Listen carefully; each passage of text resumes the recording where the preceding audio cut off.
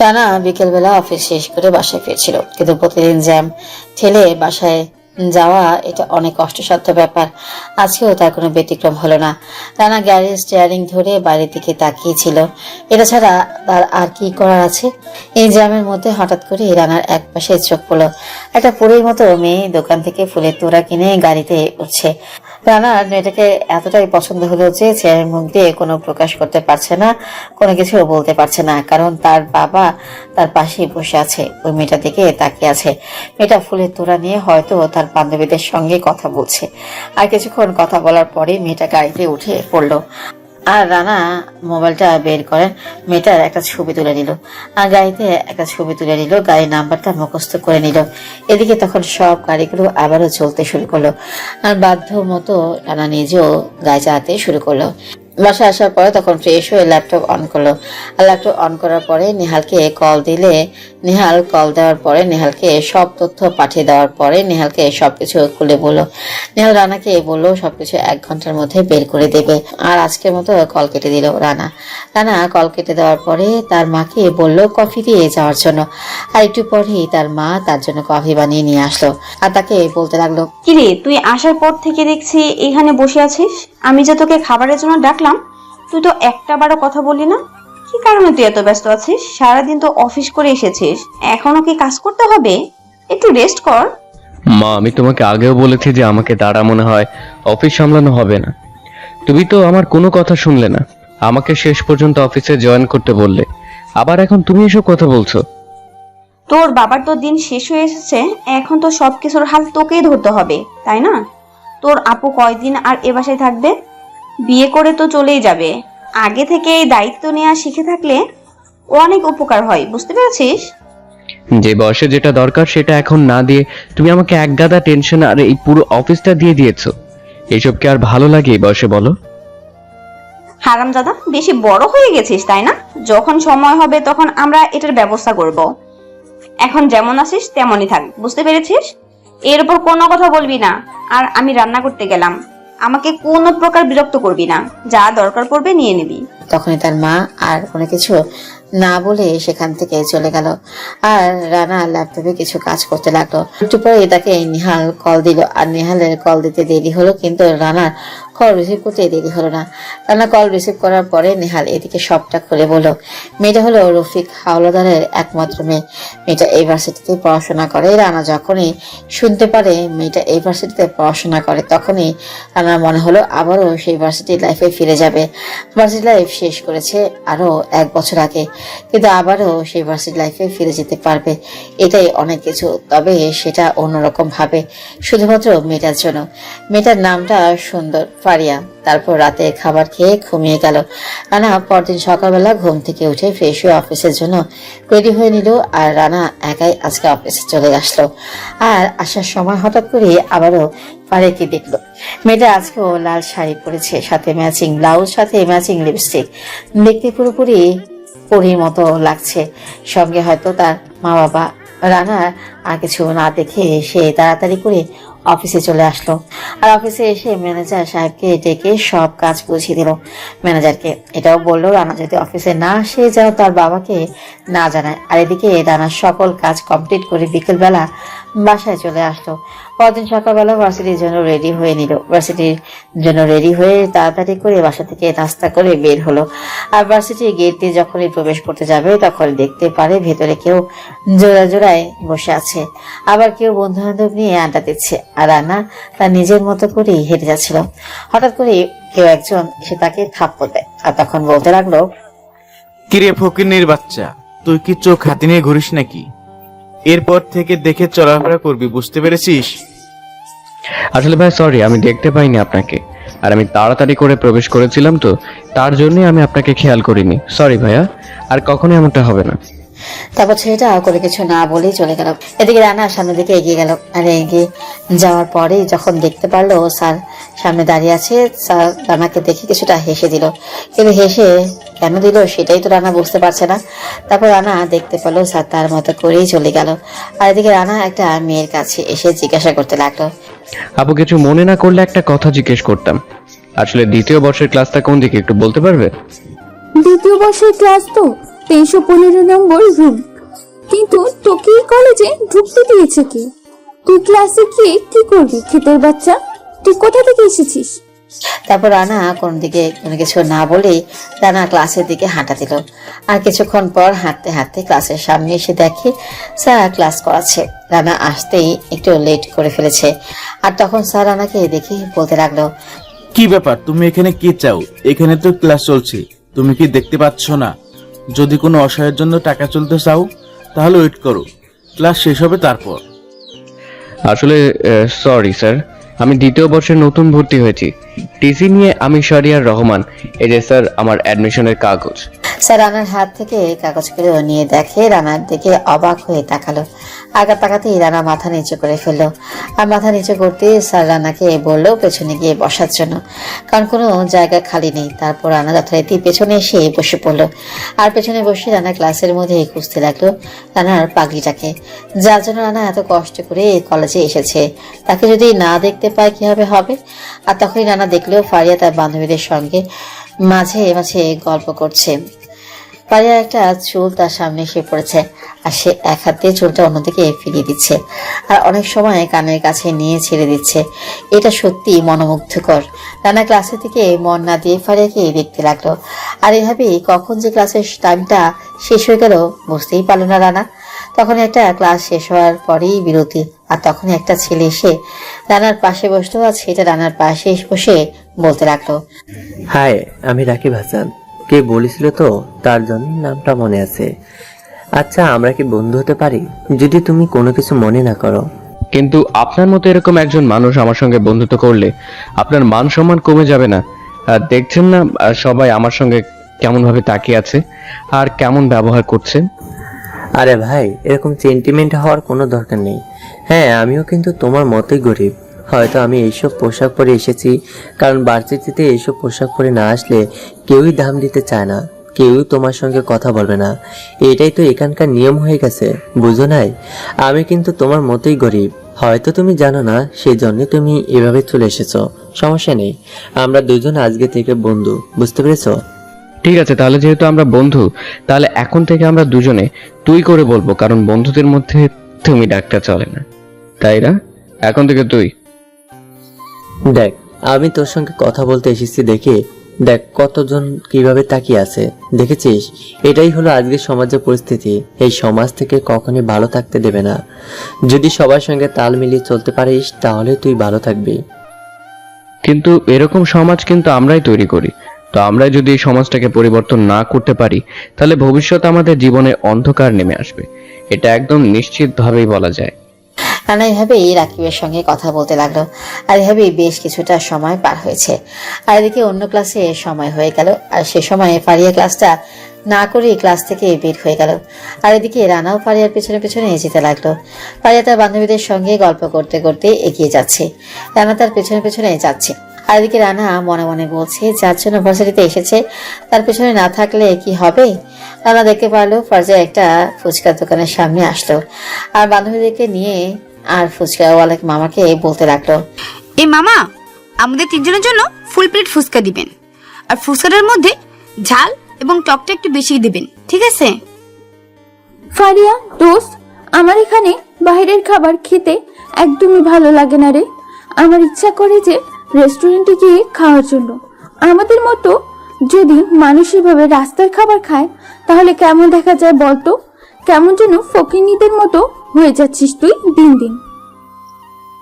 আরে এখানে ফক্কনের মতো কি দেখলি? এটা তো আমার কাছে মজাই লাগে। তুই তো এবার খেয়ে দেখ, তারপরে দেখবি তুই প্রতিদিনই খেতে চাইবি।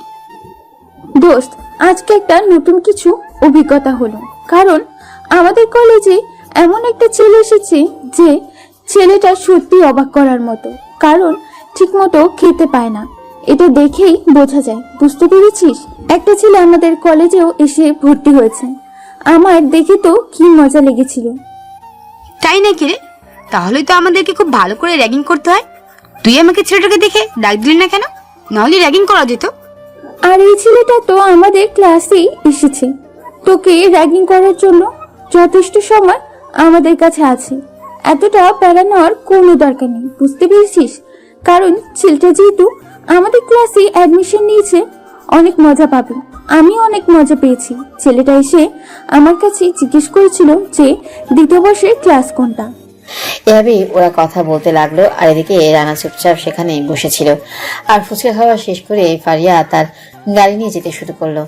আর এদিকে তাড়াতাড়ি করে তার গাড়িটা নিয়ে তাকে ফলো করতে লাগলো। আর রানা তাকে ফলো করতে করতে তার বাসার সামনে চলে আসলো। রানার উদ্দেশ্য হলো তার বাসাটা ভালোভাবে চেনা। রানা বাসাটা ভালোভাবে দেখে তাড়াতাড়ি করে তার বাসায় চলে আসলো। রানা তার বাসায় আসার পরে দেখতে পেল তার মা খাবার নিয়ে বসে আছেন। আর সে সময় তার মা তাকে বলতে লাগলো, কি রে রানা, আমি সেই কখন থেকে তোর জন্য বসে বসে অপেক্ষা করছি। তোর ম্যানেজারকে আমি কল দিয়েছিলাম, কিন্তু তোর ম্যানেজার বলল তুই নাকি অফিসে নেই। তুই অফিসে না গিয়ে আজকে কোথায় গিয়েছিলি? আরে মা, তুমি শুধু শুধু এত টেনশন করছো। আসলে আমি একটা মিটিং এর জন্য গিয়েছিলাম, আর এখন থেকে প্রতিদিন এই সময় আসবো, বুঝতে পেরেছো? আচ্ছা, এখন তুমি খাবার দাও, আমার খুব খিদে পেয়েছে। কিন্তু মিটিং এ যাওয়ার জন্য কি এইসব পোশাক পরে যেতে হবে নাকি? এইসব কিসের পোশাক পরেছিস তুই? আমি কোনো কিছুই বুঝতে পারছি না। আরে মা, আমি যখন গাড়ি দিয়ে আসছিলাম তখন রাস্তার মধ্যে একটা বিড়ালকে পড়তে থাকতে দেখি। আর আমি গাড়ি থেকে নেমে যখনই বিড়ালটাকে আমি তুলতে যাব, তখন একটা গাড়ি এসে আমাকে পুরো কাঁদায় মাখিয়ে দেয়। আর তারপর আমি রাস্তা থেকে এসব করে নিয়েছি, কারণ এসব ময়লা কাপড় চোপড় তো আর পরা যায় না, বুঝো নাই? ও আচ্ছা, ঠিক আছে, যা তাড়াতাড়ি গোসল করে খাবার খেতে আয়। সেই কখন থেকে আমি তোকে খাবার খাওয়ানোর জন্য বসে আছি। আমার তো অন্য কাজ আছে নাকি? এদিকে রানা সে তার রুমে চলে আসলো। রানা রুমে এসে তার ওয়াশরুমে গিয়ে ফ্রেশ হয়ে নিল। ফ্রেশ হওয়ার পরে সে ভাবতে লাগলো, প্রেমে পড়লে মানুষ কত কিছুই না করে। রানা শেষ পর্যন্ত তার মায়ের কাছে মিথ্যা কথা বলল। এটা নিয়ে একা একাই হাসছে। তারপর রানা তাড়াতাড়ি করে খাবার টেবিলে চলে আসলো। আর খাবার টেবিলে আসার পরে সে চুপচাপ খেতে লাগলো। আর তখন তার মা তাকে বলতে লাগলো, রানা, কালকে তোর আপু আসবে লন্ডন থেকে। তুই কালকে ঠিক 2টার সময় তোর আপুকে রিসিভ করতে যাবি, বুঝতে পেরেছিস? একটু দেরি করবি না কিন্তু, তোর বাবা যেতে পারছে না। মা, তুমি সব কি যে বলো, আমার কি আর সময় আছে? আর বাবা কি সব কাজ করছে? বাবা তো এখন শুধুমাত্র ঘুরে বেড়ায়। আমি নিজেই তো তোমার ব্যবসা দেখছি, তাহলে বাবার কি এমন ক্ষতিটা হয়ে যাবে? আমারও তো কাজ আছে নাকি? বুঝলাম না তুই আমার মেয়েটার সঙ্গে কেন এরকম করিস বলতো। 2টা বছর পর আমার মেয়েটা দেশে ফিরেছে, তার জন্য ভালো ছেলে দেখে বিয়ে দিতে পারলেই নিশ্চিন্তে থাকা যাবে। আর তুই এসব কি বলছিস ভাই হয়ে? আরে মা, তোমারে আমি যে কি করে বুঝাবো? আমার কালকে অফিসে কাজ আছে, তার জন্য যেতে পারবো না। আর আপু তো এমনিতেই বাসায় আসতে পারে, তাহলে সমস্যা কি?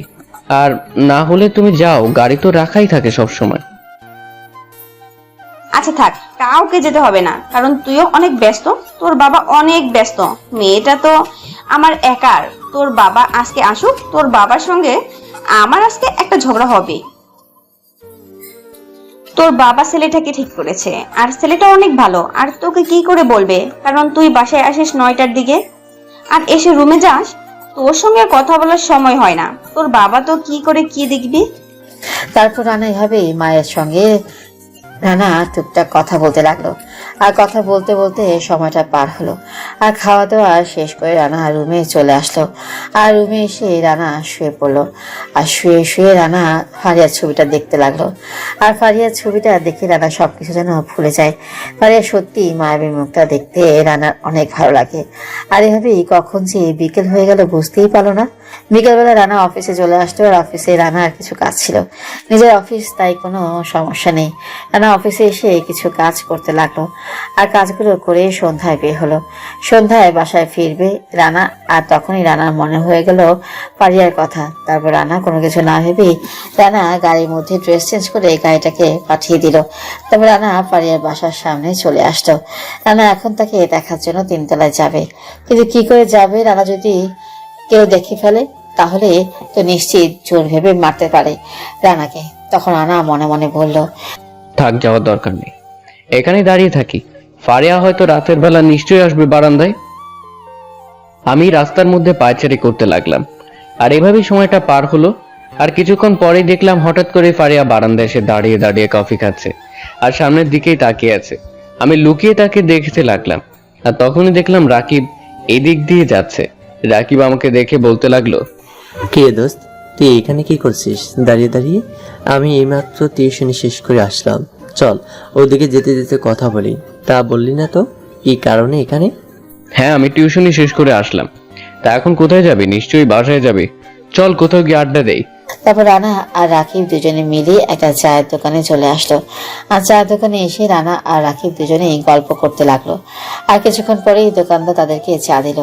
আর চা খেতে খেতে রানা রাকিবকে জিজ্ঞেস করলো, কিরে, তোর তো বয়স অনেক হলো, তা এবার বিয়ে শাদী করবি কবে? দাড়ি তো পেকে গেছে প্রায়। আরে ফাজলামো করিস না, এসব বিয়ে শাদীর চিন্তা আপাতত মাথায় নেই। আমি যার সঙ্গে রিলেশন করি তার সঙ্গে রিলেশনের প্রায় 2 বছর হয়ে গেছে। তার কি বিয়ে করার চিন্তা ভাবনা আছে, কিন্তু সেটা 1 বছর পরে নিজেকে একটু দাঁড় করিয়ে নেই। ও আচ্ছা, তুই তো ভালোই আছিস, কারণ প্রেম করছিস। কিন্তু আমি তো এদিকে পুরো কপাল পোড়া, আজ পর্যন্ত মনের মতো কাউকে পেলাম না।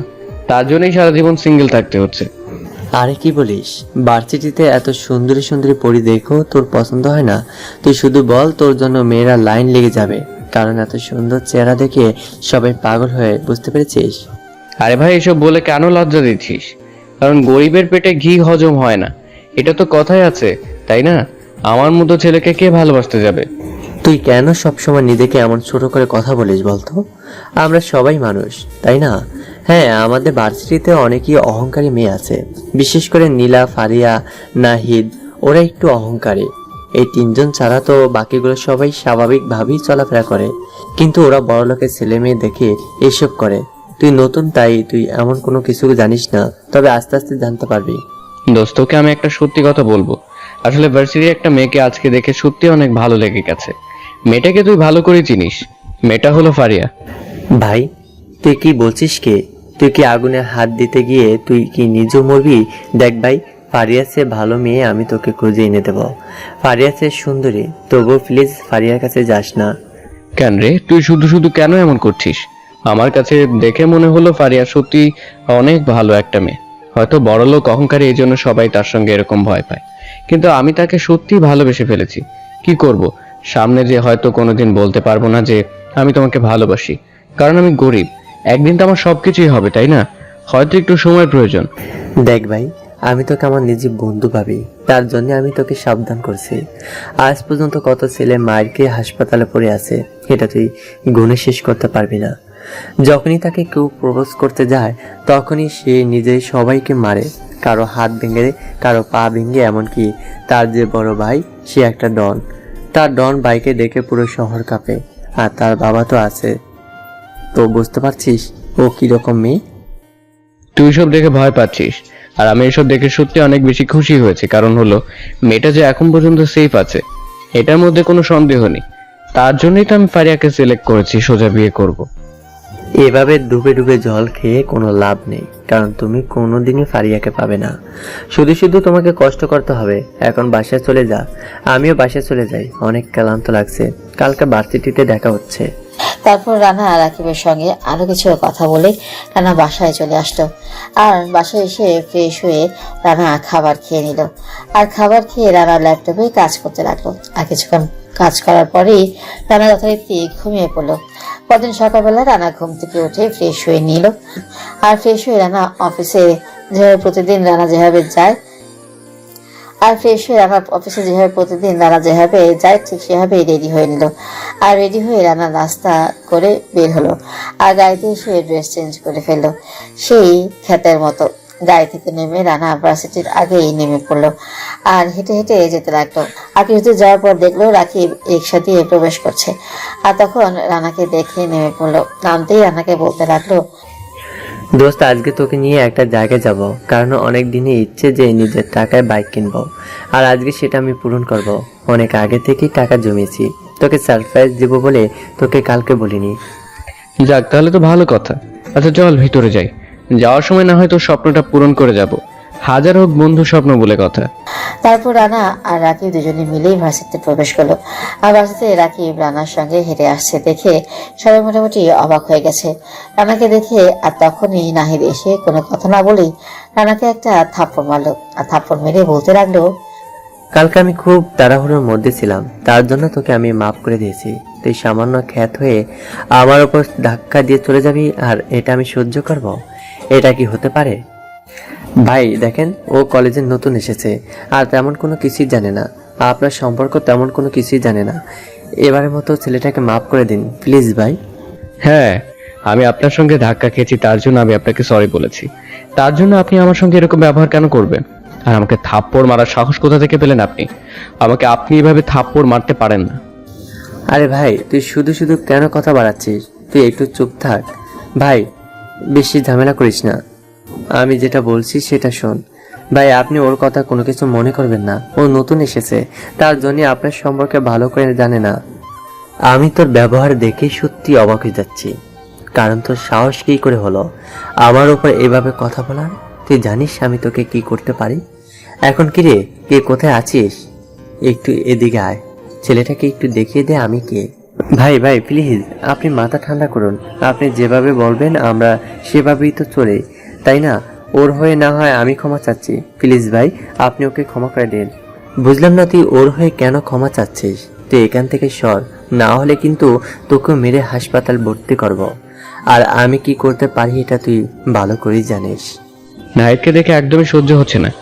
ইচ্ছে করছে এখনই গিয়ে নাকটা ফাটিয়ে দেই। শালা ছোট লোকের বাচ্চার কত বড় সাহস, আমাকে ঝাড়ি দিয়ে কথা বলে। আজ পর্যন্ত কেউ এরকম ভাবে কথা বলার সাহস পর্যন্ত পায়নি। আফসোস, এখন তার এটা করতে পারবো না, কারণ ভালোবাসার জন্য এইটুকু স্যাক্রিফাইস করতেই হবে। রানা চুপ করে এলো আর রাকিব ওনাকে বুঝিয়ে পাঠিয়ে দিল। না হলে হয়তো লোক দিয়ে রানাকে মার দেওয়ার চিন্তা ভাবনা ছিল। তারপর রানা রাকিবের সঙ্গে চুপচাপ ক্লাসে চলে আসলো। ক্লাসে এসে রানা যথারীতি ক্লাস করতে লাগলো। আর তখনই দেখলো ফারিয়া একটু দেরিতে ক্লাসে প্রবেশ করলো। আর ক্লাসে প্রবেশ করার পর ফারিয়া বসে পড়লো আর বসে ক্লাস করতে লাগলো। রানা ফারিয়ার দিকে তাকিয়ে আছে। আর তখন রাকিব রানাকে বলতে লাগলো, দোস্ত, এভাবে ভাবিকে না দেখলেও তো হয় নাকি? ভাবি তো আর এখনই চলে যাচ্ছে না। তুই যেভাবে দেখছিস মনে হয় কোথাও চলে যাবে, সেই দেখা দেখে নিচ্ছিস। কি করবো বল? আমি যে মেয়েটাকে অনেক ভালোবেসে ফেলেছি, মেয়েটার কথা সবসময় মনে হয়। কেন যে আমি মেয়েটাকে দেখলাম আর কেন যে তার প্রেমে পড়লাম, এসবের কোনো উত্তর নেই আমার কাছে। তারপর রানা রাকিবের সঙ্গে রানা টুকিটাকি কথা বলতে লাগলো। ক্লাস শেষ করে বের হলো। আর তখনই ফারিয়া মেয়েটার সঙ্গে রানার ইচ্ছে করে ধাক্কা লাগলো। অবশ্য রানা তাকে ইচ্ছে করে ধাক্কা দিয়েছে। আর তখন ফারিয়া রানার দিকে একবার তাকিয়ে চলে গেল। আর রানাও অবাক হয়ে গেল, কারণ সে রানাকে কোনো কিছুই বললো না। যায় না রানার কপালে কি অপেক্ষা করছে।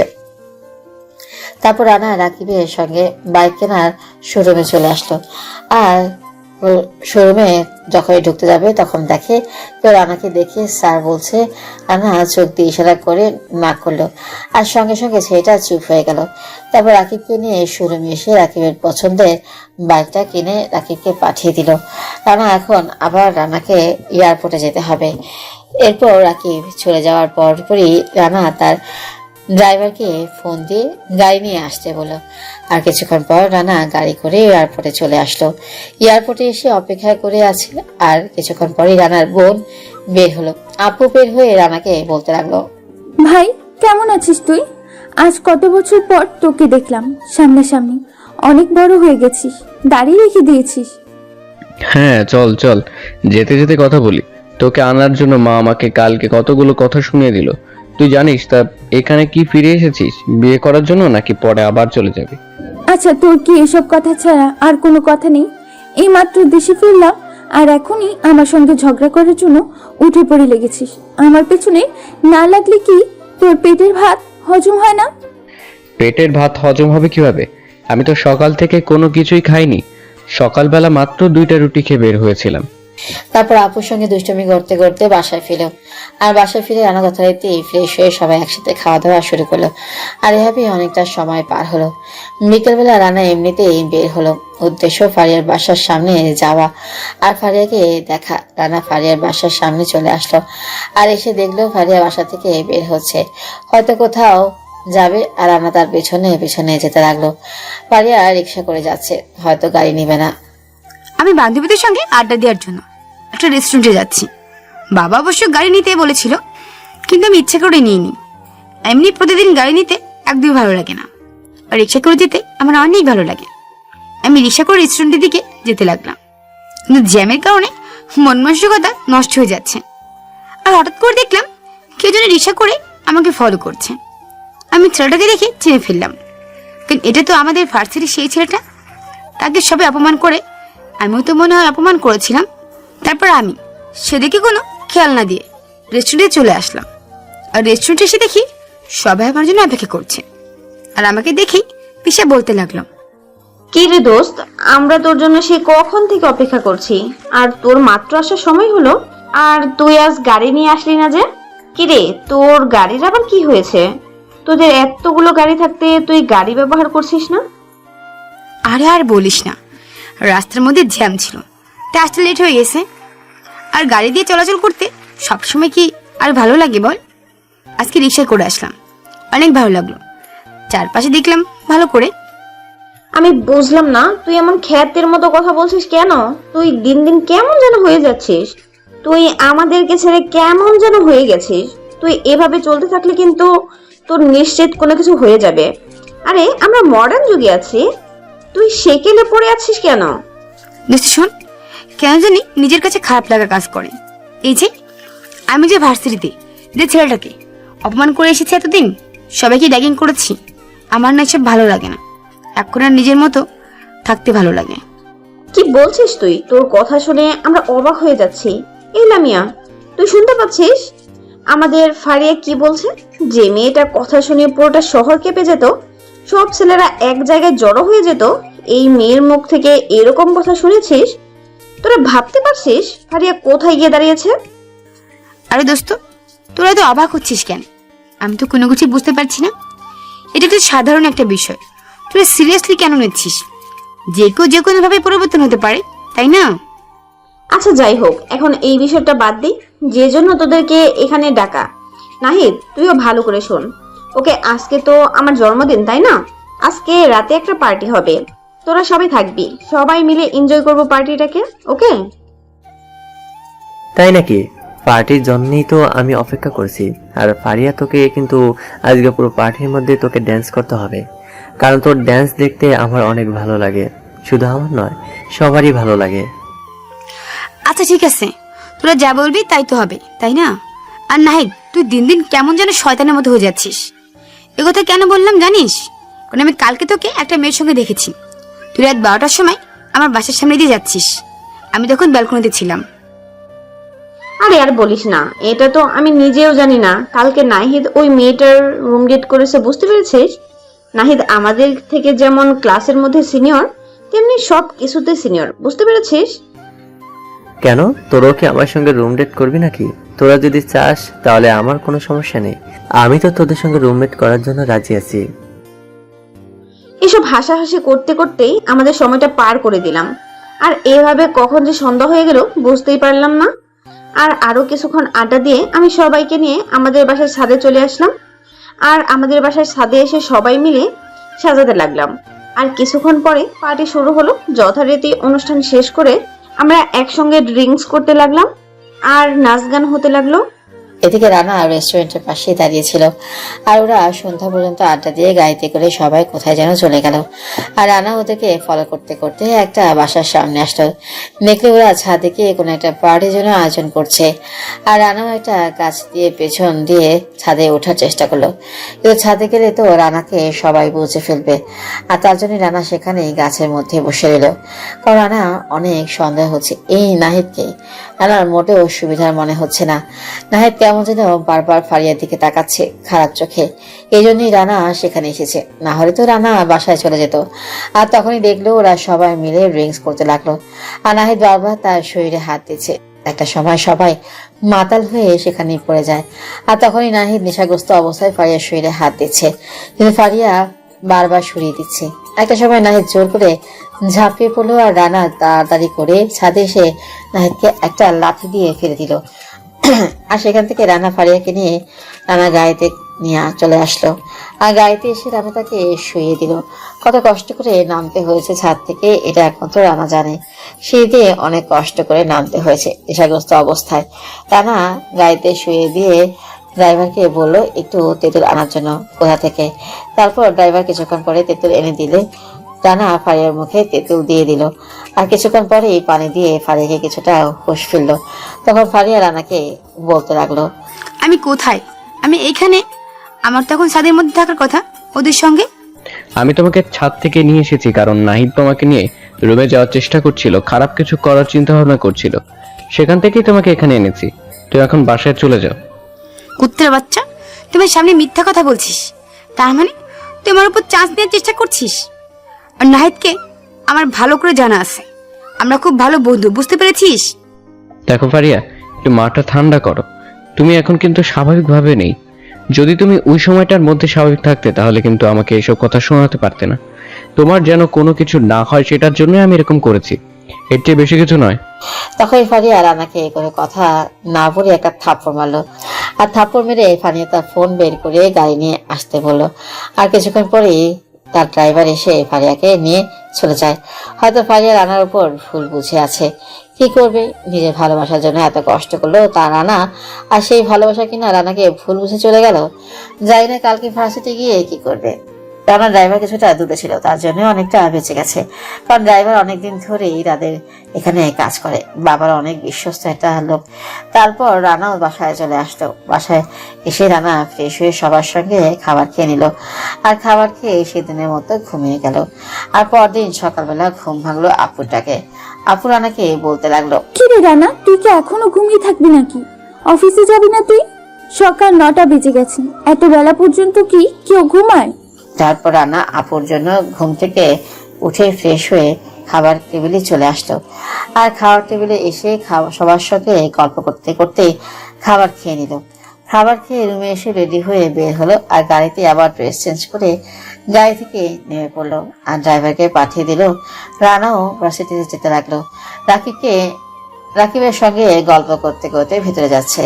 রানার অনেকটা ভয় হচ্ছে, যায় না ফারিয়া রানাকে কি করবে। রানা ভার্সিটির ভিতরে প্রবেশ করতে হঠাৎ করে কোথা থেকে যেন ফারিয়া এসে রানাকে একটা থাপ্পড় মারলো সবার সামনে। আর রানাকে বলতে লাগলো, ফকরের বাচ্চা, তুই কালকে আমার সঙ্গে যে ব্যবহারটা করেছিস, এটা মনে করেছিস আমি ভুলে যাব? কখনো না। এই ফারিয়া এসব কিছু কখনোই ভুলে থাকতে পারে না। দেখুন, আমি কিন্তু আপনার সঙ্গে কোনো কিছুই করিনি। আর শুধুমাত্র আপনাকে বাঁচানোর জন্য আমি এরকমটা করেছি। আর আপনি আমার সঙ্গে এরকম ব্যবহার করছেন, আপনি ভুল করছেন। কি কুত্তার বাচ্চা, তোর এত বড় সাহস, তুই আমাদের মুখের উপর কথা বলিস? জানিস তোকে এখানে কি করতে পারি? তোকে এখানে মেরে পুঁতে ফেলতে পারি। তুই আমার কোনো কিচ্ছু করতে পারবি না। তুই কালকে ফারিয়ার সঙ্গে এত খারাপ বিহেভ করেছিস, তোর সাহস তো কম না। যেখানে ফারিয়ার সঙ্গে সবাই কথা বলতে ভয় পায়, সেখানে তুই ফারিয়ার গায়ে হাত দিয়েছিস। ফারিয়াকে আমাদের বাসা থেকে নামিয়ে এনেছিস। আমরা অবাক হয়ে যাচ্ছি তোর এই ঘটনায়। তখনই তিশা তার জুতো খুলতে লাগলো। আর তিশা জুতো খুলতেই রানাকে 2-3টা থাপ্পড় দিয়ে দিল ফারিয়া। আর তখন তিশাও জুতো খুলে রানাকে মারতে লাগলো। রানা মাথা নিচু করে সেগুলো সহ্য করলো। চোখ দিয়ে অঝর ধারায় পানি পড়ছে, কোনোভাবে নিজেকে সামলাতে পারছে না। তারপর রানা মাথা নিচু করে কলেজ থেকে বের হয়ে চলে আসলো। আর বের হয়ে রানা নদীর পাড়ে বসে পড়লো। কারণ এরকম অপমান রানা কখনই হয়নি। আর তখনই ম্যানেজার ফোন আসলো। রানা ম্যানেজারের ফোনটা কেটে দিল। আর ফোনটা কেটে দিয়ে রানা ফোনটা বন্ধ করে সেখানে বসে এলো। এভাবে কখন যে রাত হয়ে গেল বুঝতেই পারলো না।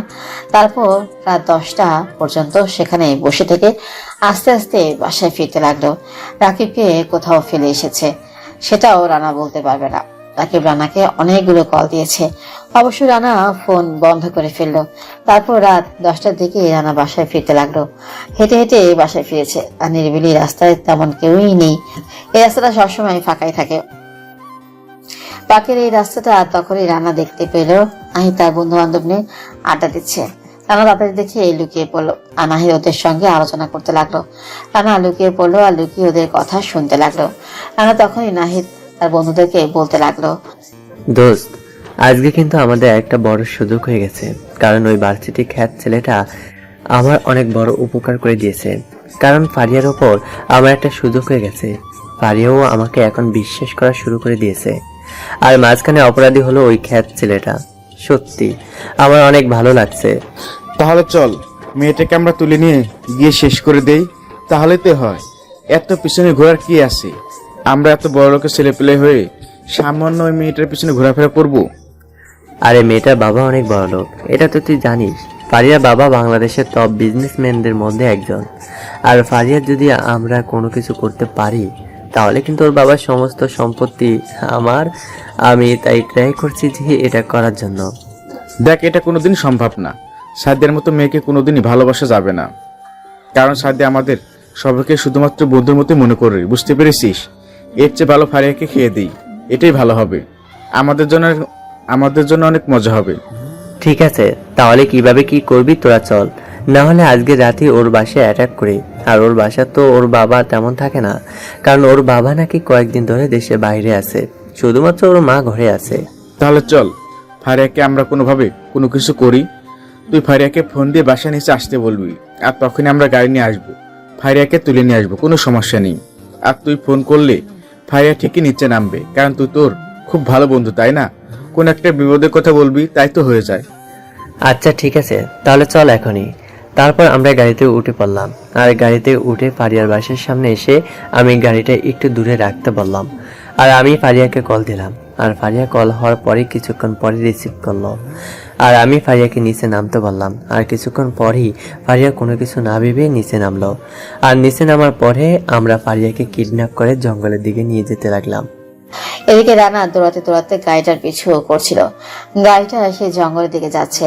রানা এমন একটা পরিস্থিতিতে আছে যে গাড়িটা ফোন দিলেও অনেক দেরি হয়ে যাবে, তার জন্য এই রানাকে দৌড়াতে হচ্ছে। আর দৌড়াতে দৌড়াতে জঙ্গলের কাছাকাছি চলে আসলো, আর দেখলো ওরা জঙ্গলের দিকেই চলে গেল। রানা টায়ারের ছাপ দেখে যেতে লাগলো, আর কিছুক্ষণ পরেই দেখতে পেল গাড়িটা সেখানে থেমে গেল। আর গাড়িটা থেকে তিনজন ছেলে বের হয়ে চারপাশে ঘোরাঘুরি করতে লাগলো। রানা তাড়াতাড়ি করে হাতের মধ্যে একটা লাঠি নিয়ে সেখানে গেল।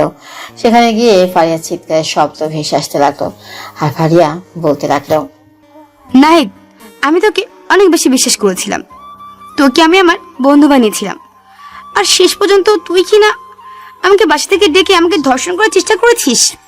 প্লিজ ভাই, আমাকে ছেড়ে দে, আমার এই সর্বনাশ করিস না, আমি কাউকে মুখ দেখাতে পারবো না। তুই কি করে ভাবলি যে আমি এখন তোকে ছেড়ে দেব? তোকে খাবার জন্য আমরা কতদিন ধরে অপেক্ষা করে আছি। আজকে আমরা এই 5 বন্ধু মিলে তোকে দর্শন করব, তুই কাউকে মুখ দেখাতে পারবি না, এটাই আমরা চাই। আর তোর বাবার আমার সাথে যখনই বিয়ে দিতে চাইবে, আমি পুরো সম্পত্তি লিখে নেওয়ার শর্ত দিব। তুই এত বড় বেঈমান, সেটা আমি আগে যদি জানতাম তাহলে কখনোই তোকে এই পর্যন্ত আসতে দিতাম না। প্লিজ ভাই, তুই আমাকে ছেড়ে দে। তার মানে তুইও কালকে ওই সুযোগটা নিয়েছিলি আমাকে মাতাল করে ছাদের মধ্যে এসব করার জন্য চেয়েছিলি, কিন্তু ওই ছেলেটা সেটা বুঝতে পেরেই আমাকে বাঁচিয়েছিল। আমি আজকে শুধু শুধু ছেলেকে সবার সামনে অপমান করলাম। তুই যদি আর একটা কথা বলিস তাহলে কিন্তু তোকে এখানেই গলা টিপে মেরে ফেলবো। এখন চুপচাপ শুয়ে থাক, বেশি কথা বলবি না, বেশি কথা বললে খবর আছে। আর নাহিদ, আমরা এদিকে খেয়াল করছি, তুই আগে শুরু কর। আর এত তাড়াতাড়ি করলে কি হয়? আমাকে তো আসতে হবে নাকি? নাহিদ, যেটা করেছিস সেটা একদমই ভালো হচ্ছে না। আগে তো বসের কাছে অনুমতি নিয়ে নিবি, তাই না? আমি গাড়ি থেকে নেমে দেখলাম সেই ছোট লোকের বাচ্চাটা দাঁড়িয়ে আছে, আর আমার মাথা ঘুরে গেল, কারণ এখানে সে আসবে কোথা থেকে, কিভাবে কি হলো কোনো কিছু বুঝতে পারছি না। তোরা কার গায়ে হাত দিয়েছিস সেটা হয়তো ভুলে গেছিস, যাকে আমি 3টা মাস ধরে খুঁজে বেড়াচ্ছি। অবশেষে খুঁজে পাবার পর আমি ভার্সিটিতে প্রবেশ করেছি। ভালোবাসি কথাটা বলবো, সেই মেয়েটার গায়ে হাত দিয়েছিস তোরা। এতদিনের জমানো ভালোবাসার জন্য আমি আমার সবকিছু স্যাক্রিফাইস করেছি, আর সেই ভালোবাসাকে তোরা তুলে নিয়েছিস। এই বলে রানা দাদাকে মারতে লাগলো, আর রানা দাদাকে মারতে মারতে আধমরা করে ফেলো। আর তখনই নাহিদ তার কোমর থেকে পিস্তল বের করে রানাকে গুলি করতে লাগলো। আর রানা কৌশলে নাহিদের হাত থেকে পিস্তলটা নিয়ে নাহিদকে মাথার মধ্যে পিস্তল ঠেকিয়ে লাঠি দিয়ে ফেলে দিল, আর বাকিগুলোকে গুলি করে মেরে ফেললো। তারপর রানার কাছে একটা দই দেখতে পেল, আর রানা নাহিদকে বেঁধে ফেললো। আর বেঁধে ফেলার পরে রানা ফারিয়াকে গাড়ি থেকে নামিয়ে আনলো। নামিয়ে ফারিয়াকে বললো সবকিছু ঠিক করার জন্য। তারপর ফারিয়া সবকিছু ঠিক করলো। ফারিয়া ভয়ের কারণে কোনো কথাই বলতে পারছে না। তারপর রানা ফারিয়াকে থাপ্পড় মারলো, আর রাগান্বিত স্বরে বলতে লাগলো, নিজেকে অনেক বেশি বড় মনে করেন, তাই না? আপনাকে এরকম একটা ছেলে ডাকলো আর আপনি সরাসরি নিচে নেমে আসলেন, তাই না? নিজেকে কিভাবে গুছিয়ে রাখতে হয় সেটা আজ পর্যন্ত শিখলেন না। নাহিদ কেমন ছেলে এটা আপনি ভালো করেই জানেন, তবুও যে আপনি তার কথায় বের হয়ে চলে আসলেন, আমি আসলে পুরো অবাক হয়ে গেলাম। এখন রাত 10:30 বাজে, কেউ আপনাকে বের হতে বললো আর আপনি বের হয়ে পড়লেন, তা আবার এরকম একটা ছেলে।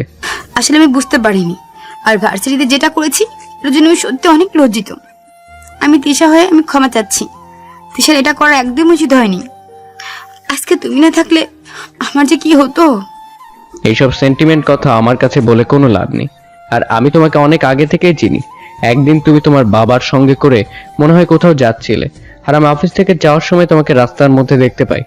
আর সেদিন থেকে দেখে তোমার প্রতি একটা মায়া কাজ করে। আর তোমার খবর নিয়ে জানতে পারি তুমি রফিক হাওলাদারের একমাত্র মেয়ে ফারিয়া হাওলাদার। তারপর আমি আরো জানতে পারি তুমি ইউনিভার্সিটিতে পড়ো, আর তোমার জন্যই আমি ইউনিভার্সিটিতে গিয়েছিলাম। চেয়েছিলাম তোমাকে ভালোবেসে আগলে রাখবো, কিন্তু আমি এটা ভাবতে পারিনি যে তোমার মধ্যে কোনো পরিবর্তন নেই, যে তার নিজেকে কোনো সেভ রাখতে পারো না। সে মানুষটা আমাকে কি করে সারা জীবন ভালো রাখবে? তুমি যে ছেলেটাকে চেনো, সে খ্যাত আর কেউ না। এই খ্যাত ছেলেটাই হলো ঢাকার টপ বিজনেসম্যান শাহরিয়ার রহমান। আমি ওনার কথা শুনে পুরো অবাক হয়ে গেলাম। এরকমটা হবে আমি কখনোই আশা করিনি। তার মানে আমাকে যে সবসময় ফলো করতো, এটাই তাহলে সেই মানুষটা। তাকে তো আমি নিজেও অনেকবার খুঁজেছি, কিন্তু কোথাও খুঁজে পাইনি। এদিকে রানা ফোন দিয়ে ড্রাইভারকে আসতে বলল। কিছুক্ষণ পরে ড্রাইভার গাড়ি নিয়ে চলে আসলো, আর রানা ফারিয়াকে গাড়িতে তুলে রানাও গাড়িতে উঠে পড়লো। তারপর ফারিয়ার বাসার সামনে ফারিয়াকে নামিয়ে দিয়ে রানাও নামলো আর ফারিয়ার কাছে গিয়ে বলল, আসলে আমি তোমাকে অনেক আগে ভালোবেসেছিলাম, কিন্তু আমি জানতাম না যে তোমার মধ্যে এতটা অহংকার, যে অহংকারটা কোনোদিনই ভাঙবে না। আমি পারলাম না তোমার অহংকারটা ভেঙে আমার করে রাখতে। যেদিন তুমি সাধারণ মানুষকে ভালোবাসতে পারবে, নিজেকে গুছিয়ে রাখতে পারবে, সেদিন আমার কাছে ফিরবে। সেদিন আবার আমি তোমাকে গ্রহণ করব। আজ থেকে আমি আর তোমার পিছনে ঘোরাঘুরি করব না। ভালো থেকো, বাসায় চলে যাও। তারপর রানা বাসায় চলে আসলো, আর বাসায় এসে ফ্রেশ হয়ে যখনই খাবার টেবিলে আসলো, তখনই মা বাবা মিলে রানাকে অনেক বকা দিতে লাগলো। তারপর রানা কোনো কথাই বললো না, কারণ ওদের মতো ওরা কথা বলতে থাকুক, কোনো সমস্যা নেই। আর তখনই বাবা আপুর বিয়ে নিয়ে কথা বলতে লাগলো। রানা বাবার সঙ্গে এটা ওটা নিয়ে কথা বলতে বলতে অনেকটা সময় পার হয়ে গেল। এরপর রানা ঘুমিয়ে গেল। পরদিন সকালবেলা ঘুম থেকে উঠে অফিসে চলে আসলো, কারণ এই কয়েকদিন একদমই কাজ করা হয়নি। তারপর সকল হিসাব নিকাশ কাজ করতে করতে এভাবে পার হয়ে গেল আরো 2টা দিন। এখন রেগুলার অফিসে যাচ্ছে, কারণ অফিসে অনেক কাজ জমে আছে রানা না যাওয়াতে।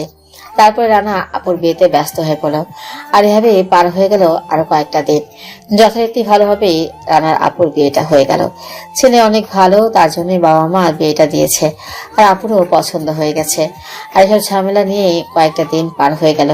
আর এই ব্যস্ততার মাঝে ফারিয়ার কথা মনেই হয়নি এমনটা নয়, যখনই ঘুমাতে গিয়েছে তখনই মনে হয়েছে। কারণ হাজার হোক ভালোবাসে তো। রানা অফিসে কাজ করছে, আর তখনই ম্যানেজার সাহেব এসে বলল আজকে বিকেলে মিটিং আছে অন্য একটা কোম্পানির সঙ্গে। আর রানাও সেই অনুযায়ী প্রস্তুতি নিতে লাগলো। আর বাসায় ফেরার পথে রানা ফারিয়াকে দেখলো কত শিশুদের খাবার দিচ্ছে। রানা অবাক হয়ে গেল, কারণ এই কয়েকদিনে ফারিয়াকে একবারও জন্য দেখেনি।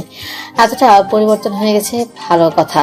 তারপরে রানা মুচকে এসে বাসায় চলে আসলো। আর বাসায় আসতেই মা বলতে লাগলো, তোর কি হয়েছে? দিন দিন কেমন জানি হয়ে যাচ্ছিস তুই। তুই আমার কাছে লুকাচ্ছিস। আমি তোর মা, আমার কাছে লুকানোর কি আছে? মা, তুমি যে কি বলো? আমার আবার কি হবে? আমার তো কোনো কিছু হয়নি। তুমি শুধু শুধু আমাকে নিয়ে টেনশন করো। আমার কোনো কিছু হয়নি। আর অফিসে একটু চাপ যাচ্ছে তো, তার জন্যই হয়তো আমাকে এরকম লাগছে। দেখতে পাচ্ছ না কতটা ব্যস্ত? তোর আপুকে তো বিয়েটা দিয়ে দিলাম, এখন তো তোকে বিয়ে করানো লাগবে, কারণ তোর বয়স তো আর কম হলো না। আর এত বড় বাড়িতে তো আমার একা ভালো লাগে না। তোর বাবাও কতক্ষণ আর বাসায় থাকে? তোর বাবা কি বাসায় থাকার মানুষ? মা, সত্যি কথা বলতে আমি একজনকে পছন্দ করি। তুমি মেয়েটাকে পছন্দ করবে। মেয়েটা রফিক হাওলাদারের মেয়ে। বাবার সঙ্গে যে পার্টনার ছিল, কিন্তু পরে যে চলে গিয়েছিল তার শেরনি। হ্যাঁ, মেয়েটা তো অনেক সুন্দর। আমিও মেয়েটাকে পছন্দ করে রেখেছিলাম, আর তোর বাবাও এটা নিয়ে পছন্দ করেছিল। যাক, তাহলে মিলেই গেল। আচ্ছা যা, ফ্রেশ হয়ে আয়, আমি খাবার দিচ্ছি। রানা রুমে চলে আসলো, আর রুমে এসে রানা ডান্স করতে লাগলো, কারণ বাবা মা রানার জন্য মনে মনে এই মেয়েটাকে ঠিক করে রেখেছিল। যাক, ভালোই হলো, এখন আর কোনো টেনশন নেই। রানা রুমে এসে ফ্রেশ হয়ে নিল, আর ফ্রেশ হয়ে বিছানায় শুয়ে পড়লো, কারণ আজকে অনেক পরিশ্রম করা হয়েছে। আর তখনই রানার মা রানার জন্য কফি নিয়ে আসলো, আর সাথে সাথে বিস্কুট। রানা মায়ের সঙ্গে কথা বলতে লাগলো, কফিটা খেয়ে নিল, আর এভাবে বেশ অনেকটা সময় পার হয়ে গেল। তারপর মা চলে গেল রান্না করার জন্য। আর কিছুক্ষণ পরেই রানার ফোনে একটা রং নাম্বার থেকে কল আসলো। রানার ফোনে তেমন রং নাম্বার থেকে কল আসে না। তারপর রানা কলটা রিসিভ করলো, রিসিভ করে সালাম দিল। ওপাশ থেকে মেয়েলি কণ্ঠে একজন বলতে লাগলো, আর এই কথাটা শুনে বুঝতে পারলো যে এটা ফারিয়া। কি ব্যাপার? আমি সেই কখন থেকে তোমাকে মেসেজ করছিলাম, কিন্তু তুমি আমার মেসেজে কোনো রিপ্লাই দাওনি কেন? শেষ পর্যন্ত আমাকে কল দিতে হলো? বুঝলাম না, আপনি কেন আমাকে কল দিবেন? আপনার সঙ্গে কি আমার কোনো দরকার আছে কি? আর এখন কি জন্য আমার সঙ্গে কথা বলতে চাচ্ছেন? ও আমার টাকা দেখেছেন, আমি অনেক বড় লোক, সেই জন্য? সত্যি আপনারা পারেন। আমি আপনার কথা শুনে পুরো পাগলের মতো হয়ে গেছি। আপনার কি মাথা ঠিক আছে? আর আপনি কি করে ভাবলেন আমি আপনাকে মেনে নিব? আগে নিজেকে একটু পরিবর্তন করুন, হ্যাঁ, তারপর আমাকে ভালোবেসে এসে বলবেন। দেখো রানা, তুমি যেরকমটা মনে করছো আসলে কিন্তু আমি সেরকমটা নই। আমি অনেক পরিবর্তন হয়ে গেছি। তুমি প্লিজ আমার কথাটা একটু বুঝতে চেষ্টা করো। আমি তোমাকে ভালোবেসে ফেলেছি, সত্যি। তুমি একবার আমাকে মেনে নাও, আমি তোমার শূন্যতা অনুভব করছি। প্লিজ, আমি সত্যি তোমাকে অনেক ভালোবেসে ফেলেছি। সবসময় তোমার কথা মনে হয়। এটা ঠিক যে আমি তোমাকে আগে পছন্দ করতাম, ভালোবাসতাম, কিন্তু এখন আর তোমাকে ভালো লাগে না। বাবা মা আমার যেখানে বিয়ে ঠিক করবে সেখানে বিয়ে করব। না, এটা হতে পারে না। আমি এটা বিশ্বাস করি না। তুমি আমাকে ছাড়া কাউকে বিয়ে করতে পারো না। প্লিজ, আমি আর পারছি না। কল কেটে দিলাম। এবার শুরু হলো অবহেলা। এখন তুমি হাড়ে হাড়ে বুঝতে পারবা অবহেলা কাকে বলে। এটা তো মাত্র শুরু, আরো কত কিছু অপেক্ষা করছে তোমার জন্য। এমন শিক্ষা তোমাকে আমি দিব যেটা কখনো ভুলতে পারবে না। এই বলে রানা একা একাই হাসতে লাগলো। আর এভাবে কয়েকটার সময় পার হয়ে যায়। তারপর রাতের খাবার খেয়ে রানা সেদিনের মতো ঘুমিয়ে গেল। পরদিন সকালবেলা রানা ঘুম থেকে উঠে যথারীতি ফ্রেশ হয়ে নিল। আর ফ্রেশ হয়ে খাবার খেয়ে রানা রেডি হয়ে নিল। আর রেডি হয়ে রানা গাড়িটা বের করলো। গাড়ি দিয়ে সরাসরি অফিসে আসতে লাগলো। আর রাস্তায় রানা ফারিয়াকে দাঁড়িয়ে থাকতে দেখে ফারিয়া তার বাসার সামনে দাঁড়িয়ে আছে। আর রানাও প্রতিদিন সেখানে দিয়ে যেতে হয়। তারপর রানা তাড়াতাড়ি করে অফিসে চলে আসতো। সেদিকে কোনো খেয়াল না করে রানা অফিসে বসে বসে কাজ করছে। রানা আর ঘন্টাখানেক পরেই ম্যানেজার সাহেব এসে বলল রানার সঙ্গে নাকি কেউ দেখা করতে এসেছে। রানা কোনো কিছু না ভেবেই ম্যানেজার সাহেবকে বলল পাঠিয়ে দেওয়ার জন্য। আর কিছুক্ষণ পরেই কেউ রানার রুমে প্রবেশ করলো। রানা তাকিয়ে দেখলো ফারিয়া প্রবেশ করেছে। রানা চেয়ার থেকে উঠে গেল। আর যখনই ফারিয়া এসে রানাকে শক্ত করে জড়িয়ে ধরলো আর কান্না করতে লাগলো। রানা ফারিয়াকে একটা থাপ্পড় মারলো আর বলতে লাগলো, এটা কি তোমার বাবার অফিস পেয়েছো যে যখন ইচ্ছে তখন তাই করবে? এটা আমার অফিস, আমি যেভাবে বলবো অফিস সেভাবে চলবে, বুঝতে পেরেছো? তোমার আর তোমার সাহস হয় কি করে যে আমাকে এভাবে জড়িয়ে ধরার? তো তুমি আমার সঙ্গে কথা বলো না কেন? আমি ফোন দিলে তুমি ফোন রিসিভ করো না কেন? তুমি জানো তোমার নাম্বারটা পাওয়ার জন্য আমি কতটা কষ্ট করেছি? আমার মতো খ্যাত ছেলেকে তুমি কেন ফোন করবে? তোমার মান সম্মান চলে যাবে তো। যাও, তুমি তোমার বাসায় চলে যাও, ঠিক আছে? এখানে আর কখনোই আসবে না। ম্যানেজার সাহেব, আপনি ওনাকে ভিতরে কেন ঢুকতে দিলেন? তারপর রানা ম্যানেজার সাহেবকে ডাক দিল। ম্যানেজার সাহেবকে বলল ফারিয়াকে নিয়ে যাওয়ার জন্য। আর ম্যানেজার সাহেব ফারিয়াকে নিয়ে চলে গেল। রানা চেয়ারে হেলান দিয়ে ভাবতে লাগলো মেয়েটার সঙ্গে কি রানা একটু বেশি বেশি করে ফেলেছে? না তো, এটাই ঠিক হয়েছে। তাকে একটু শিক্ষা দেওয়ার প্রয়োজন। রানা এটাই বলল মনে মনে। তারপর রানা আবারও কাজ করতে লাগলো। আর কাজ করার মাঝে একটা সেকেন্ডের জন্য ফারিয়াকে ভুলে থাকতে পারলো না। রানা সবসময় মনে হয়েছে ফারিয়ার ওই কান্না করা চেহারাটা। বিকেলবেলা রানা অফিস শেষ করে বের হলো। আর অফিস থেকে বের হতেই দেখে ফারিয়া এখানেই দাঁড়িয়ে আছে অফিসের সামনে। রানা যে মাত্র গাড়িটা নিয়ে বের হবে তখনই ফারিয়া গাড়ির কাছে চলে আসে। মেয়েটা চোখে নিচে কালো দাগ পড়ে গেছে। ইচ্ছে করছে এখনই গিয়ে শক্ত করে জড়িয়ে ধরে। তারপর রানা আর কোনো কিছু না ভেবে গাড়ি নিয়ে চলে আসলো। বাসায় রানা একটু কাজ করতে লাগলো। আর তখনই ফারিয়ার কল দেওয়া শুরু হলো। আর রানা ফারিয়ার কলটা বারবার কেটে দিচ্ছে। আর কিছুক্ষণ পর বাধ্য হয়ে কলটা রিসিভ করলো রানা। আর তখন ওপাশ থেকে ফারিয়া বলতে লাগলো, কি ব্যাপার? আমি তোমাকে সে কখন থেকে কল দিচ্ছি, কিন্তু তুমি আমার কলটা কেন কেটে দিচ্ছ? আমার কি কথা বলতে ইচ্ছে করে না? তুমি কেন আমাকে এভাবে অবহেলা করছো? আমি যে এসব নিতে পারছি না। বাসা থেকে আমাকে বিয়ের জন্য চেষ্টা করছে। ছেলে নাকি অনেক ভালো, অনেক স্মার্ট। আমি অবশ্য ছেলেটাকে দেখিনি। বাবা বলেছে এই ছেলেটার সঙ্গে আমাকে বিয়ে দিয়ে দিবে। যদি বিয়েটা না করি তাহলে আমাকে একটা কসম দিয়েছে। দেখো, তুমি আমাকে এই কয়দিন ধরে ভালোবাসতে শুরু করে দিয়েছো, তাই না? আর আমিও তোমাকে সর্বোচ্চ 3 মাস হবে ভালোবাসি, কিন্তু তোমার বাবা তোমাকে সেই ছোটবেলা থেকে কত কষ্ট করে মানুষ করেছে। তা আগে তোমার বাবার কথাটাই রাখার দরকার বলে আমি মনে করি। কি বলছো তুমি সব? দেখো, আমি তোমাকে ছাড়া কোনো কিছু বুঝতে চাই না। আমি শুধুমাত্র তোমাকে ভালোবাসি। এবং তোমার সঙ্গে থাকতে চাই। প্লিজ তুমি আমাকে একটাবার মেনে নাও।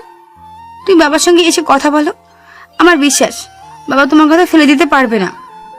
তো তুমি তো তাহলে ছেলেটাকে দেখোনি, আগে ছেলেটাকে দেখো, ছেলেটার সঙ্গে কথা বলো, হয়তো তোমারও পছন্দ হতে পারে, তাই না? তুমি ছেলেটাকে না দেখেই কেন শুধু শুধু এরকম করছো? আমি ছেলেটাকে দেখতে চাই না, আমি শুধু তোমাকে চাই। প্লিজ তুমি আমাকে এসে নিয়ে যাও। আমি তোমার সঙ্গে পালো যেতেও রাজি আছি। আজ নয় কাল ঠিকই বাবা মা মেনে নিবে। আমি তোমাকে বিয়ে করতে পারবো না, আমি অন্য কাউকে ভালোবেসে ফেলেছি, ঠিক আছে? এখন থেকে আমাকে আর কোনোদিন কল দিবে না। তুমি তোমার মতো থাকো, আমি আমার মতো থাকি। এই বলে রানা কল কেটে দিল। আর কল কেটে দেওয়ার পরেই রানা রুম থেকে বের হয়ে দেখে আপু আর দুলাভাই এসেছে। আর তখনই আপু সোজা রানার রুমে এসে রানাকে বলতে লাগলো, কিরে, তোর বিয়ের জন্য বাবা মা আমাকে তাড়াতাড়ি করে আসতে বললো, না হলে আমি কি এখন আসতাম? তোর ভাইয়ের কত কাজ, আমি না থাকলে একদম কাজ করতে চায় না। আমি তোর কথা শুনে পুরো অবাক হয়ে গেলাম, কারণ এই কয়দিনে দুলাভাইকে এতটা ভালোবেসে ফেললি। যাক, ভালো কথা, ব্যাপারটা ভালো লেগেছে। নিজে নিজে কথা বলে নিজে নিজেই ধরা খেলি আমার কাছে।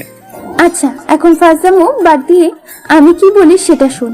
আগামী শুক্রবার তোর বিয়ের ডেট ফাইনাল করবে বাবা, বুঝতে পেরেছিস? তুই অফিস থেকে একটু চাপ কমিয়ে বাসায় সময় দে, আর তোর যত বন্ধু বান্ধব আছে সবাইকে বলে দে। আপু, তোর কাছে আমার একটা আবদার থাকবে, মানে ফারিয়ার সঙ্গে যে আমার বিয়েটা হচ্ছে, ফারিয়া যেন কোনোভাবেই জানতে না পারে। বিয়েটা আমারই সাথে হচ্ছে।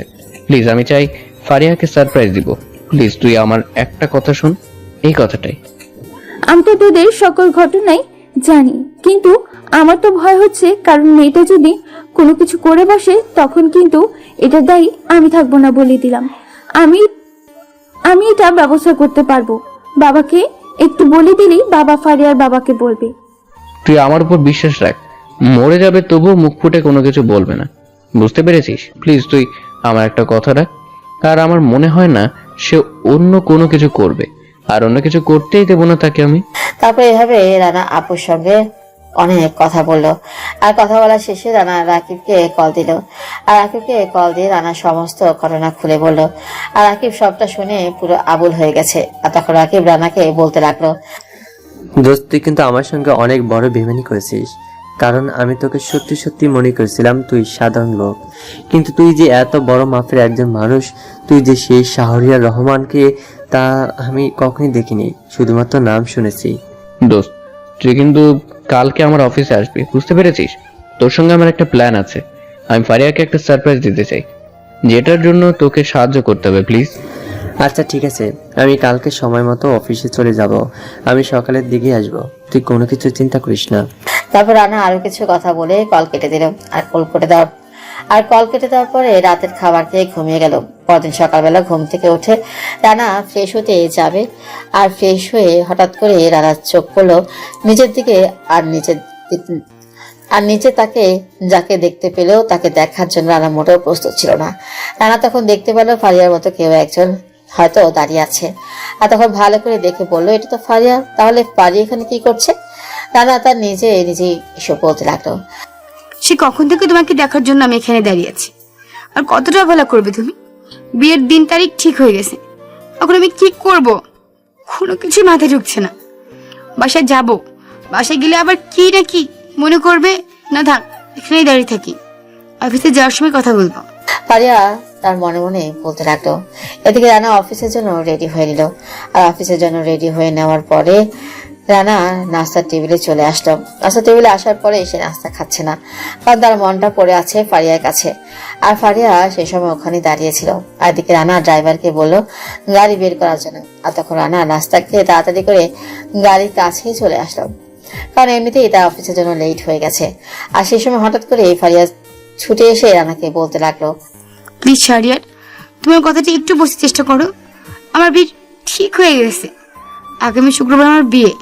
তুমি একটাবার আমার কথাটা শোনো। রানা ফারিয়াকে ধাক্কা দিয়ে ফেলে দিল। আর রানা নিজেও গাড়িতে উঠে পড়লো। আর হঠাৎ করে লুকিং গ্লাসে রানা দেখতে পারলো ফারিয়া রাস্তার মাঝখান দিয়ে পার হতে যাবে। আর তখনই তাড়াতাড়ি করে রানা গাড়ি থামাতে বললো। আর গাড়ি থামানোর পরে তাড়াতাড়ি করে ফারিয়ার কাছে এসে ধরে ফেললো, কিন্তু শেষ রক্ষা আর হলো না। রানা আসতে অনেক দেরি করে গেছে। রানা তাড়াতাড়ি করে ফারিয়াকে নিয়ে হাসপাতালে চলে আসলো। আর হাসপাতালে নিয়ে আসার পরে অপারেশন থিয়েটারে নিয়ে গেল ডাক্তার। আর বাহিরে দাঁড়িয়ে আছে রানা। কিছুক্ষণ পরে মা বাবা আর তার দুলাভাই সবাই চলে আসলো। আর তখন তার আপু জিজ্ঞাসা করতে লাগলো, কি রে, কিভাবে কি হলো এসব? আমি তো কিছুই বুঝতে পারছি না। তুই না অফিসে যাওয়ার জন্য রওনা দিলি, আর এখানে ফারিয়া আসবে কোথা থেকে? তারপর রানা তার আপুকে সবকিছু খুলে বললো। আর রানা তার আপুকে সবকিছু খুলে বলার পরে তার আপু কোনো কথা বলতে পারছে না। তার আপু কান্না করে দিল। তখন রানার মা এসে রানাকে একটা থাপ্পড় দিল। আর থাপ্পড় দিয়ে রানাকে বলতে লাগলো, একটা মেয়েকে এতটা কষ্ট দেওয়ার কোনো অধিকার নেই তোর। আজকে যদি তোর জন্য মেয়েটার কোনো কিছু হয়ে যায়, তাহলে আমিও ভুলে যাব যে তুই আমার ছেলে। তুই বাড়ি থেকে সোজা বের হয়ে যাবি। তোর মতো সন্তানের আমার কোনো প্রয়োজন নেই, যে সন্তানের জন্য আরেকটা নিষ্পাপ মেয়ে মারা যাবে। হ্যাঁ, ভুলটা তো আমি করেছি, কারণ ফারিয়াকে এতটা কষ্ট দেওয়ার কোনো অধিকার নেই আমার। আমি তো চেয়েছিলাম একটু দুষ্টুমি করার জন্য, ফারিয়া যেন একটু বুঝতে পারে তার ভিতরে যেন অহংকারটা না থাকে। আর আমি তো বিয়ের পর ফারিয়াকে মেনে নিব, অনেক ভালোবাসবো, এটাই তো আমার প্ল্যান ছিল। কিন্তু হঠাৎ করে কি এমন হয়ে গেল, কেন হয়ে গেল? ওর কোনো কিছু হওয়ার আগেই আমার কেন হলো না, এসব ভাবতে ভাবতে আমি কান্না করতে লাগলাম নীরবে। আর প্রায় 2 ঘন্টা পরে ডক্টর বের হয়ে আসলো। আর ডাক্তার বের হতেই আমি তাড়াতাড়ি করে ডক্টরের কাছে গিয়ে জিজ্ঞেস করলাম। আর তখন ডাক্তার আমাকে বলতে লাগলো, দেখুন মিস্টার রানা, আপনার পেশেন্ট যে পরিমাণে আঘাত পেয়েছে, এটা সত্যি অনেক গুরুত্বপূর্ণ আঘাত। আপনি যদি সময় মতো নিয়ে না আসতেন, তাহলে রোগীকে আর কখনোই বাঁচাতে পারতাম না। তবে এটা শিওর দিয়ে বলা যাচ্ছে না যে উনি সুস্থ হয়ে গেছেন। 24 ঘন্টার মধ্যে যদি ওনার জ্ঞান ফিরে না আসে, তাহলে আমাদের কোনো কিছু করার নেই, আমাদের মাফ করবেন।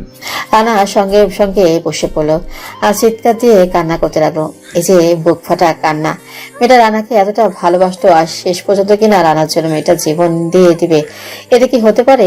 রানা হাসপাতালে মসজিদে এসে আল্লাহর কাছে চাইলো। তারপর রানা তাড়াতাড়ি করে ফারিয়ার কেবিনে আসলো। আর ফারিয়াকে অক্সিজেন মাস্ক দিয়ে রেখেছে। রানা এক পা 2 পা করে সামনে এগিয়ে যেতে লাগলো। আর এগিয়ে গিয়ে ফারিয়ার পাশে বসলো। ফারিয়ার পাশে বসে ফারিয়াকে মাথায় হাত বুলিয়ে দিতে লাগলো। আর ফারিয়াকে বলল, হেই পাগলি, তুমি না আমার সঙ্গে দুষ্টুমি করবে? তুমি না আমাকে অনেক ভালোবাসো? তুমি আমাকে ছেড়ে চলে যাবে? আমিও যে তোমায় অনেক ভালোবাসি। তোমার সঙ্গে আমি অনেক অন্যায় করেছি। প্লিজ একটাবার কথা বলো, আর কখনোই তোমাকে কষ্ট পেতে দিব না। সবসময় তোমাকে বুকের মাঝে রাখবো। এভাবেই কতক্ষণ সময় পার হয়ে গেল সেটা বুঝতেই পারলো না। আর রানা সেখানে ঘুমিয়ে গেল। আর কারো নড়াচড়ার জন্য রানা ঘুমটা ভেঙে গেল। আর রানা দেখলো ফারিয়া চোখ মেয়ে তাকিয়ে আছে। তারপর রানা তাড়াতাড়ি করে ডাক্তারকে ডাকতে লাগলো। আর তখনই ডাক্তার এসে ফারিয়াকে চেক করতে লাগলো। তখন ডাক্তার আবারও রানাকে বলতে লাগলো, সত্যি অ্যামেজিং, আল্লাহ চাইলে সবকিছু করতে পারেন। উনি যে বিপদে ছিলেন, আমরা তো আশায় ছেড়ে দিয়েছিলাম। সত্যি এটা আল্লাহ তাআলা স্বয়ং ওনাকে বেঁচে দিয়েছেন, আলহামদুলিল্লাহ। তারপর রানা খুশিতে ডাক্তারকে জড়িয়ে ধরলো। ডাক্তার রানার খুশি দেখে আত্মহারা। তারপর ডাক্তার চলে গেল। আর চলে যাওয়ার পরে রানা তার পাশে বসে মাথায় হাত বুলিয়ে দিতে লাগলো। আর তখনই দেখলো ফারিয়া কান্না করছে, তার চোখ থেকে জল পড়ছে। রানা তার কপালে আলতো করে একটা চুমু এঁকে দিল। আর তখন ফারিয়া রানার হাত শক্ত করে ধরলো। আর রানা ফারিয়ার কানে কানে গিয়ে বলল, এত তাড়াতাড়ি আমাকে ছেড়ে চলে যাবে? এখনো তো অনেক কিছু করার বাকি। আমি আর তুমি মিলে আমরা হব, তোমাকে আমার কিউট মেয়ের আম্মু বানাবো। অনেক ভালোবাসি। তারপর এভাবে পার হয়ে গেল কয়েকটা দিন। আর এখন ফারিয়া মোটামুটি সুস্থ হয়েছে। তারপর পারিবারিক ভাবে তাদের বিয়েটা হয়ে গেল। রানার ইচ্ছে ছিল বিয়েটা পরে করার জন্য, কিন্তু ফারিয়া জেদের কাছে হার মানতে হলো সবাইকে। আজকে তাদের বিয়েটা হয়ে গেল। আর রানা তাকে বুকের মধ্যে নিয়ে বারান্দায় বসে আছে। ফারিয়া রানার বুকের মধ্যে মাথা রেখে জড়িয়ে ধরে আছে। তারপর ফারিয়া আস্তে আস্তে রানার কানের কাছে এসে বলল, আজকে আমাদের বাসর রাত, আর অথচ আমি তোমাকে আদর করতে পারবো না? এটা আমার সহ্য হচ্ছে না। প্লিজ একটু আদর করো। হাই, তুমি কি পাগল হয়ে গেছো? বাসর রাতের 2 রাকাত নফল নামাজ আদায় করতে হয়। আর তুমি 2 রাকাত নফল নামাজ আদায় করলে কত কষ্ট করে। আর এখন যদি এই মুহূর্তে তোমাকে আদর করি, তোমাকে কি খুঁজে পাওয়া যাবে? মাথাটা এখনো ঝিমঝিম করে। কি করব? আর যাই কিছু হয়ে যাক না কেন, নামাজ পড়া বাদ দেওয়া যাবে না। তুমি 5 ওয়াক্ত নামাজ পড়বে এখন থেকে, ঠিক আছে? আজ এখন চলো রুমে যাই, বাহিরে অনেক বাতাস বইছে। এখন আর এখানে থাকতে হবে না, রুমে গিয়ে শুয়ে পড়বে। ওকে? আর এত তাড়াতাড়ি বিয়ে করার কি দরকার ছিল? আমার হাসপাতালে থাকতে একদম ইচ্ছে করে না। আমি তোমার বুকে সবসময় থাকবো, এই জন্য তো তাড়াতাড়ি বিয়ে করেছি। তুমি বোঝো না আমি কি চাই? সবকিছু কি তোমাকে বুঝিয়ে বলতে হবে? তারপর রানা ফারিয়াকে নিয়ে বিছানায় চলে আসলো আর বিছানায় এসে ফারিয়াকে শুয়ে দিল। তারপর রানাও লাইট বন্ধ করে শুয়ে পড়লো। আর তখনই ফারিয়া রানার বুকের মধ্যে এসে শুয়ে পড়লো। রানা ফারিয়ার মাথায় হাত বুলিয়ে দিতে লাগলো। আর তখনই ফারিয়া রানাকে আবারও কানের কাছে এসে বলতে লাগলো, আমার খুব খারাপ লাগছে, কারণ বাসুরাতে তোমাকে আদর করতে পারছি না। আমারও তো মন চায় আদর করতে, তাই না? একটু দাও প্লিজ। রানা ফারিয়ার ঠোঁটজোড়া দখল করে নিল। এই জন্য এক মিষ্টির ভান্ডার। প্রায় 5 মিনিট পর ফারিয়াকে ছেড়ে দিল। আর ফারিয়া কিছুটা লজ্জা পেয়ে রানাকে আবারও জড়িয়ে ধরল। আর এভাবে না হয় চলতে থাকুক আমাদের মিষ্টি ভালোবাসার গল্পটা। নতুন নতুন ভালোবাসার গল্প পেতে আমাদের চ্যানেলটি এখনই সাবস্ক্রাইব করে পাশে থাকবেন। ধন্যবাদ সবাইকে।